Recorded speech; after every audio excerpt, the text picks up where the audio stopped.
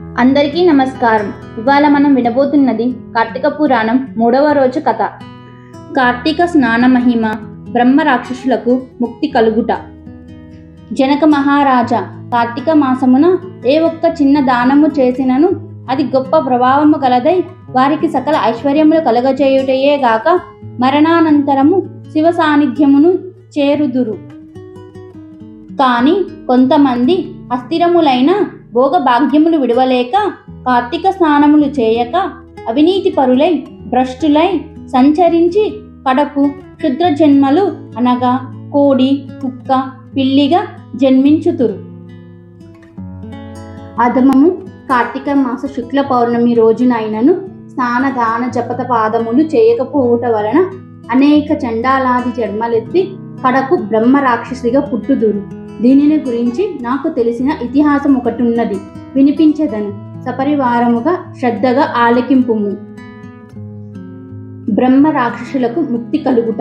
ఈ భరతఖండమందలి దక్షిణ ప్రాంతమున ఒకానొక గ్రామంలో మహావిద్వాంసుడు, తపశ్శాలి, జ్ఞానశాలి, సత్యవాక్య పరిపాలకుడు అగు ఓ తత్వనిష్ఠుడను బ్రాహ్మణుడొకడు ఉండెను. ఒకనాడు బ్రాహ్మణుడు తీర్థయాత్రకుడయి అఖండ గోదావరికి బయలుదేరెను.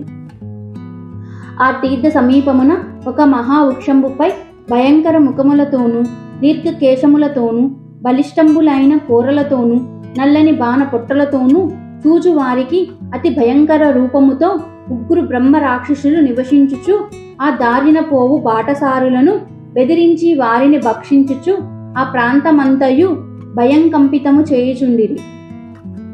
తీర్థయాత్రకై బయలుదేరిన అఖండ గోదావరి పుణ్యక్షేత్రమున పితృదేవతలకు పిండ ప్రదానము చేయుటకు వచ్చుచున్న విప్రుడు ఆ వృక్షము చెంతకు చేరుసరికి యథాప్రకారముగా బ్రహ్మ రాక్షసులు కిందకు దిగి అతని చంపబోవు సమయమున బ్రాహ్మణుడు ఆ భయంకర రూపమును చూచి గజగజా వణుకుచు ఏమియూ తోచక నారాయణ స్తోత్రము బిగ్గరగా పఠించుచు, ప్రభు, ఆర్తత్రాణ పారాయణ, అనాథరక్షక, ఆపదలోనున్న గజేంద్రుని, నిండు సభలో అవమానాల పాలగుచున్న మహాసాధ్వి ద్రౌపదిని, బాలుడగు ప్రహ్లాదుని రక్షించిన విధముగానే ఈ పిశాచాల బారి నుండి నన్ను రక్షించు తండ్రి అని వేడుకొనగా ఆ ప్రార్థనలను విన్న బ్రహ్మ రాక్షసులకు జ్ఞానోదయము కలిగి, మహానుభావ, నీ నోటి నుండి వచ్చిన శ్రీమన్నారాయణ శృతి విని మాకు జ్ఞానోదయం అయినది, మమ్ము రక్షింపుడు అని ప్రాధేయపడిరి. వారి మాటలు విన్న విప్రుడు ధైర్యం తెచ్చుకొని, ఓయి, నీవెవరు? ఎందులకు మీకు ఈ రాక్షస రూపంబులు కలిగెను? మీ వృత్తాంతం తెలుపుడు అని పలుకగా వారు,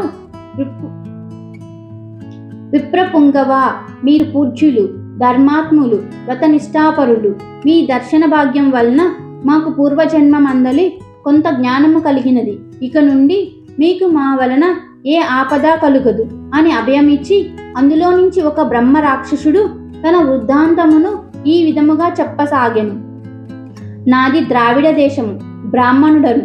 నేను మహాపండితుడనని గర్వము గల వాడినై ఉంటిని. న్యాయ అన్యాయ విచక్షణలు మాని పశువు వలె ప్రవర్తించి తిని. బాటసారుల వద్ద, అమాయకపు గ్రామస్తుల వద్ద దౌర్జన్యంగా ధనము లాక్కునుచు దుర్వ్యసనాలతో భార్యాపుత్రులను సుఖపెట్టక పండితులను అవమానపరచుచు దుర్బుద్ధుడనై లోక కంటకుడిగా నుండిని. ఇట్లుండగా ఒకానొక పండితుడు కార్తీక మాస వ్రతమును యథావిధిగా ఆచరించి భూతతృప్తి కొరకు బ్రాహ్మణ సమారాధన చేయు తలంపుతో పదార్థ సంపాదన నిమిత్తము దగ్గరున్న నగరములకు బయలుదేరి తిరుగు ప్రయాణములో మా ఇంటికి అతిథిగా వచ్చెను.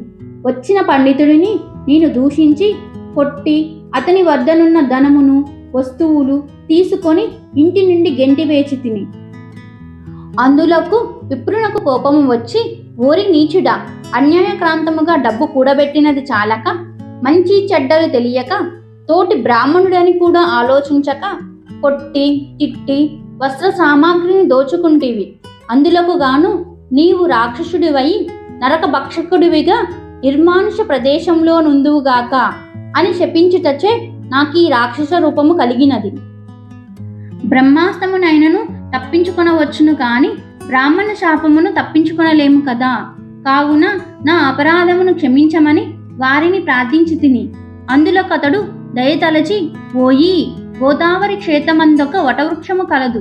నీ వందు నివచించుచు ఏ బ్రాహ్మణుడు కార్తీక వ్రతమాచరించి పుణ్యఫలమును సంపాదించి ఉండునో ఆ బ్రాహ్మణుని వలన పునర్జన్మ పొందుదువుగాక అని వెళ్ళిపోయెను. ఆనాటి నుండి నేను ఈ రాక్షస రూపమున నరభక్షణము చేయుచుంటిని.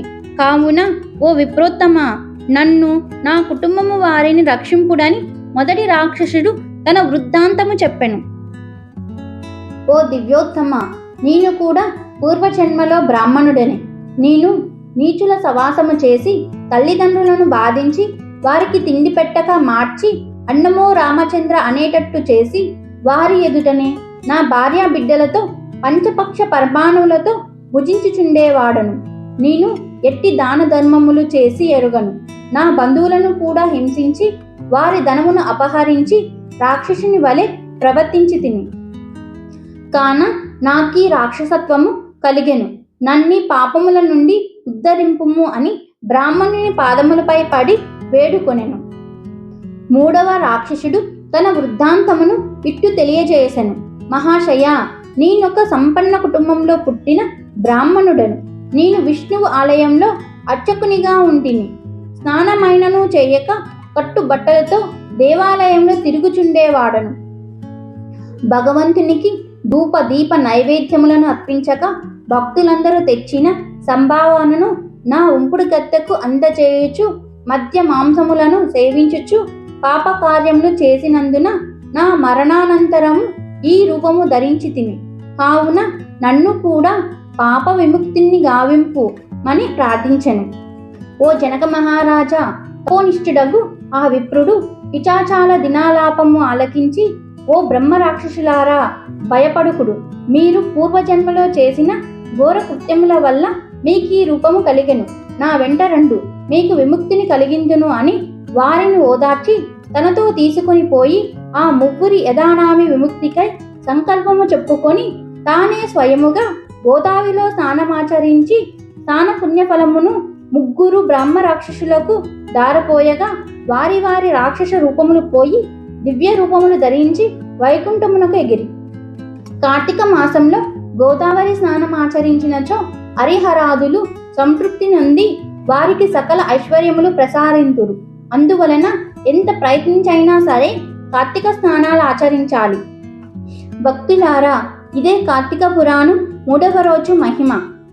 మీకు ఈ వీడియో నచ్చినట్లయితే లైక్ చేసి షేర్ చేసి మా ఛానల్కి సబ్స్క్రైబ్ చేయండి. మళ్ళీ కలుద్దాం కార్తీక పురాణం 4వ రోజు కథతో.